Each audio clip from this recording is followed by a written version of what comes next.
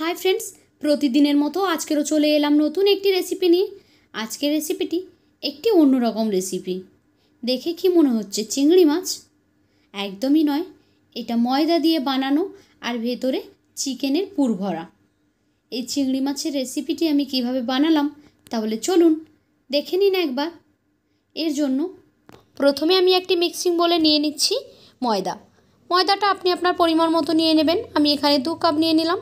দিয়ে দিচ্ছি পরিমাণ মতো লবণ, সেই সঙ্গে এখানে দিয়ে দিচ্ছি আমি সাদা তেল। এখন এর মধ্যে অল্প অল্প জল অ্যাড করব আর এটাকে সুন্দর সফট একটা ডো তৈরি করে নেব।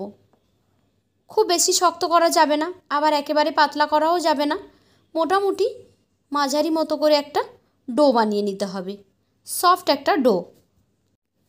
আপনারা দেখেই বুঝতে পারবেন আমি ডোটা কেমন বানিয়েছি। এই যে দেখুন ডোটা আমার বানানো হয়ে গেছে একেবারে।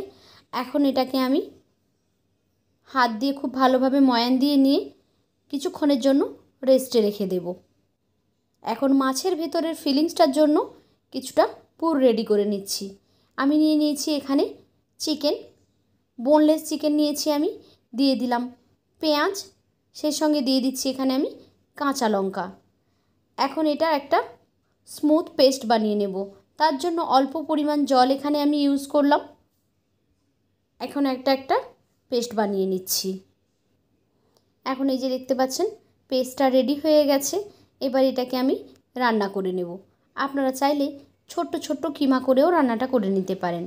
এখন একটা প্যানে দিয়ে দিলাম সাদা তেল। তেলটা গরম হলে দিয়ে দিচ্ছি এখানে পেঁয়াজ কুচি। তেলের উপরে পেঁয়াজটাকে কিছুক্ষণ নাড়াচাড়া করে নেব, যতক্ষণ না পেঁয়াজটা খুব সফট হয়ে আসছে ততক্ষণ পর্যন্ত। দিয়ে দিলাম কিছুটা এলাচ আর দারচিনি। এখন দিয়ে দিচ্ছি 1 চামচ আদা রসুনের বাটা। আদা রসুনের কাঁচা গন্ধটা চলে যাওয়া পর্যন্ত একটু নেড়ে চেড়ে নিলাম, যাতে মশলাটা পুড়ে না যায়, তাই এখানে অল্প একটু জল দিয়েছি।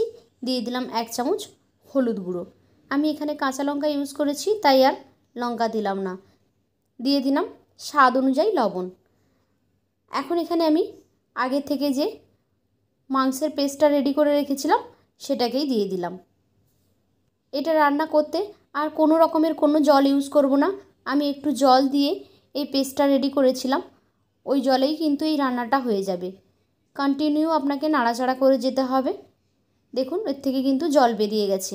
এই জলটা মোটামুটি আমাদের শুকিয়ে দিতে হবে, শুকনো শুকনো হয়ে যাবে, ততক্ষণ পর্যন্ত এটাকে রান্না করে নেব। এখন দেখুন ড্রাই হয়ে গেছে, আমি গ্যাসটা বন্ধ করে দিচ্ছি। এখন আগে থেকে তৈরি করে রাখা ডো থেকে আমি এখানে কিছুটা ডো নিয়ে এভাবে লম্বা করে শেপ দিয়ে নিচ্ছি। তারপর এখান থেকে অল্প অল্প করে ছোট ছোট গোল গোল একটা করে লেচি কেটে নিচ্ছি। সবগুলো মাপ যদি একই রকম হয় তাহলে প্রত্যেকটা সমান মাপের হবে, দেখতে অনেক ভালো লাগবে। সেই জন্য আগে আমি এগুলোকে কেটে নিচ্ছি। এখন এখান থেকে একটা লেচি নিয়ে এভাবে গোল করে নেওয়ার পর আমি এই চিংড়ি মাছটা বানিয়ে নিয়েছি। আমি কিভাবে বানিয়েছি সেটা দেখিয়ে দিচ্ছি। একটা করে গোল বল নিয়ে হাত দিয়ে এভাবে লম্বা করে দিচ্ছি, তারপর দেখুন আঙুল দিয়ে চেপে চেপে ফ্ল্যাট করে দিচ্ছি। বেলতে হবে না, হাত দিয়ে করলেই হয়ে যাবে। একটু চ্যাপটা মতো করে নিতে হবে, তারপর এভাবে চামচ দিয়ে দাগ দিয়ে নিতে হবে, একদমই চিংড়ি মাছের মতো লাগবে। এখন ভেতরে আমি এই যে চিকেনের পুরটা দিয়ে দিচ্ছি, তারপর এভাবে হাত দিয়ে মুড়ে মুখটাকে আমি সিল করে দিচ্ছি। কিভাবে আমি তৈরি করছি দেখে আপনারা নিশ্চয়ই বুঝতে পাচ্ছেন। তারপর এভাবে পেছন দিকটা একটু দেখুন আমি চ্যাপটা করে দিলাম। এই অংশটা লেজ তৈরি হবে আর বাকি অংশটা এভাবে ফ্ল্যাট করে দিয়েছি। দেখুন এটা কিন্তু বলে বোঝানো যাবে না, আপনাকে দেখে নিতে হবে কিভাবে আমি তৈরি করছি। তারপর একটা টুথপিক দিয়ে এভাবে দাগ দিয়ে নিচ্ছি আর মাঝখান থেকে ফাঁক করে এরকম দেখুন লেজটা বানিয়ে নিলাম। তারপর পুরোটাতে আমি এখানে টুথপিক দিয়ে কেটে কেটে মাছের যে পাখনাগুলো হয় সেগুলো একটু তৈরি করে নেওয়ার চেষ্টা করছি। কেমনভাবে আমি তৈরি করে নিচ্ছি আপনারা কিন্তু দেখেই বুঝতে পারবেন। পুরোটা এভাবে টুথপিক দিয়ে তৈরি করে নিলাম। এখন এই মুখের কাছে দেখুন এভাবে একটু টুথপিক দিয়ে কেটে দিচ্ছি, তারপর হাত দিয়ে এভাবে একটু সরু করে দিলেই কিন্তু হয়ে যাবে। এখন এটাকে এই নিচের দিকে একটু বাঁকিয়ে দিতে হবে, দিলেই দেখুন সুন্দর একটা চিংড়ি মাছের শেপ হয়ে গেছে। আর এই চোখটা তৈরির জন্য এখানে আমি কালো জিরের ব্যবহার করেছি। এইভাবে সবগুলো এখানে আমি তৈরি করে নিয়েছি। এখন এগুলোকে ফ্রাই করে নেব। কড়াইতে তেল দিয়ে দিয়েছিলাম, তেলটা হালকা গরম হলে তখনই মাছগুলোকে এর মধ্যে দিয়ে দিচ্ছি।